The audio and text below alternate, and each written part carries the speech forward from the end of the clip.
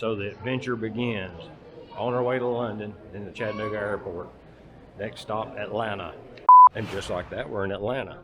I'm going to get some headphones for the long leg over to Heathrow in London.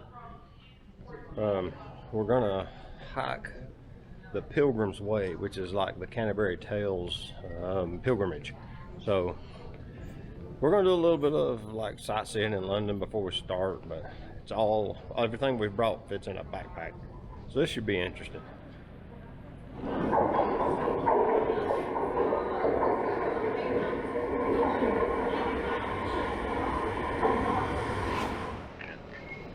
All right, we're about to go street side.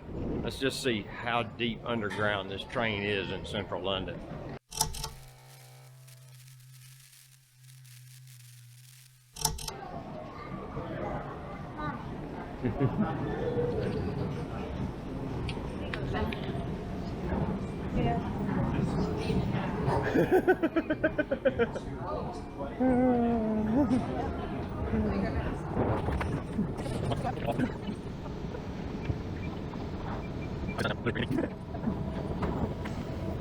That's way down there, like way down there.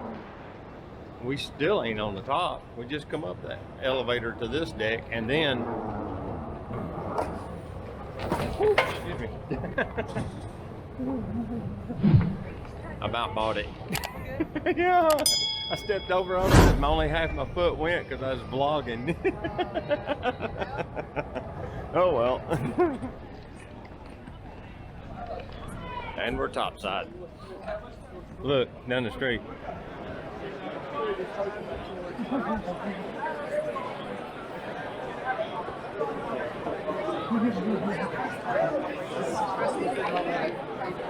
They like to go to the pub after work. All right, we're back from the end of a long, arduous journey. Actually, we just kind of went and ate supper and walked around. No, it was pretty arduous. It was arduous, super arduous. Get you in frame there. Yeah, we went to the British Museum for about 30 minutes before they closed and threw us out. And then we walked all the way back to the train station, figured out our train cards were single-use cards, and the train conductor people at the pay gates had been just being super nice to us and letting us on the train. So we got the correct passes, and now we can actually do it right. We got back here, we ate some supper, then we went all the way across London apparently and watched the Phantom of the Opera. It was epic. I just gotta admit, I was incredibly impressed by that show. If you're here and you get an opportunity, it's worth it. So worth it. You should go see it. Day one complete. I'm about to get into this bed and get some of them Z's figured out because I am super tired. Until next time. Well, good morning. It's the next day. We did some bus tours. We did a walking tour in the Bengali district, which is it's a Hindu kind of thing. So we sampled Indian foods from several different restaurants. It was really interesting. I liked it. It was good. Yeah. Now today we're going to piddle around in London for a little while, and then we're going to head to Winchester. And the train strike is on today, so we'll see if we can actually get a train to Winchester. And that's the beginning of the pilgrimage.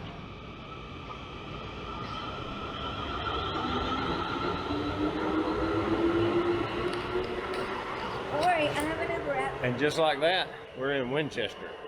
All right, so the adventure officially begins. I've been walking around doing some low light photography. I found some really cool photos. I'm gonna share them with you and see what you think. But the cathedral we're gonna go to church in tomorrow is right over there. This thing is unbelievable. It's enormous. I'll show you tomorrow. It's like 1,500 years old and it's just fantastic.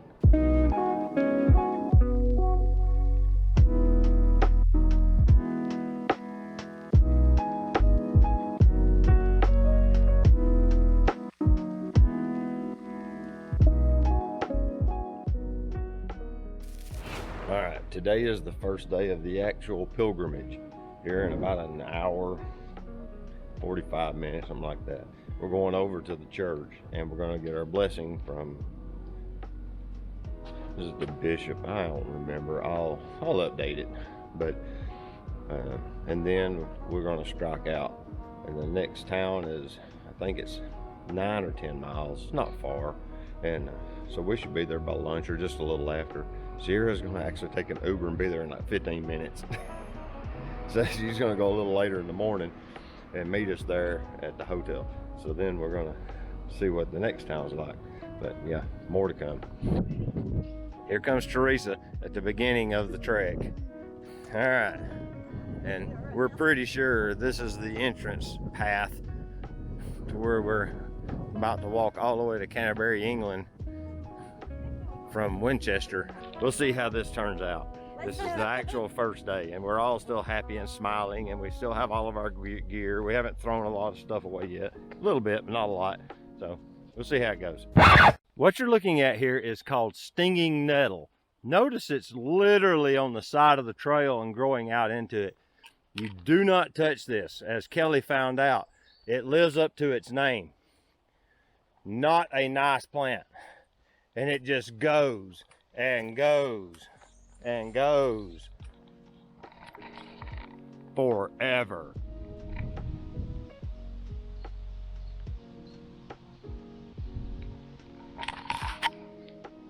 Time for a break.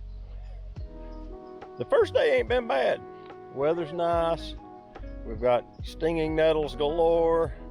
We have met a fellow from Holland who is also hiking the same trail, but it's also part of a larger trail system called the Camino Iglesia de Santiago. Isn't that it? Camino de Santiago, it's the walk to Santiago. Okay. And there's different ways. So there's the Camino Portugués that goes through Portugal. There's the Camino Inglés that goes through England. Oh, that's why it's called Inglés. And there's the Camino Francés that goes through France. Okay. Now I get it. Francés is the one I want to walk. All right. But the signs are that direction. In Winchester, this direction, and now I'm always on the back. What is your name? Yum. Yum. Yum. And you're 80 years old. Yes, sir. I absolutely want to be as old as him and be in that good a shape when I get there. What's your age? I am 54. 54. Oh, then you must walk to Santiago. You become also 80. I have been on the route to Santiago till Burgos. Wow. From Holland. To Bucharest? No, Burgos in Spain. Oh, wow. Okay. That's, I think, 2,500 kilometers. It's about a 30-day walk. Yeah. But we walk. What? We're having a nap. I'm gonna go. Elevate your feet while you rest. It makes them feel much better. So yeah, I must go to it. So far, this has been a really fun walk. We haven't really pushed ourselves. We've made a good progress. Look at this. The irises are blooming. They're everywhere in this field. There's wild irises. We found all sorts of stuff. All right, what we're seeing is a cottage with a thatched roof, and they're re-thatching it. As you can see right here, this gentleman's up there actually putting on the new thatch. He has a whole truckload of, looks like reeds. This is cool.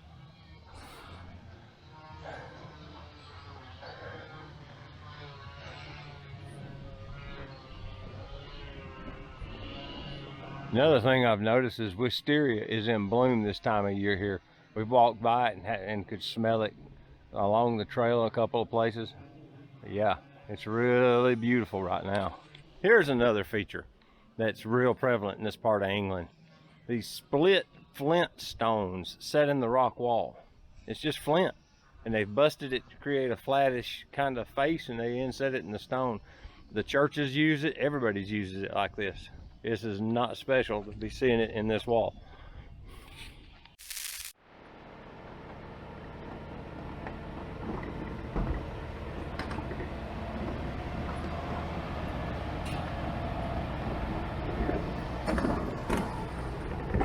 Never seen that before. Never seen a rotating drum garbage truck. That's new. I am in the town of not Arlberry, that ain't right. Alresford, that's the name of it. See, it's on the sign right there. Alresford, yeah. That clock's cool. And it's actually a very small town, but it's really cool because all the buildings are like antique.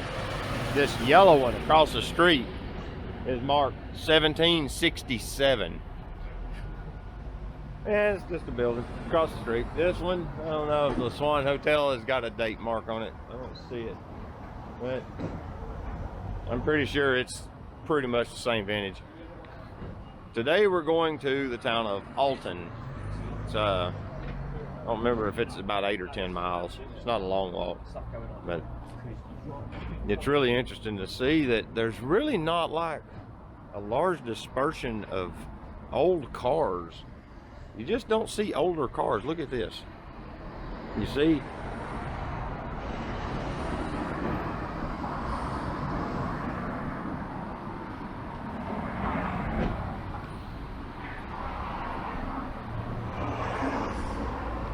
Either their cars don't last as long, or they have some kind of rule in place where they can't have them over a certain age.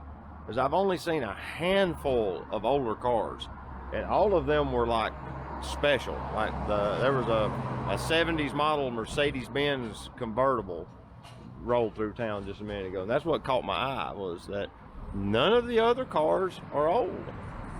It's kind of something I've just been noticing, and it's like this everywhere we go. So I'm wondering if there's some kind of like rule, like they have like an EPA sort of idea about emissions or something, and the cars can't be but so old. But yeah, all of them are fairly new.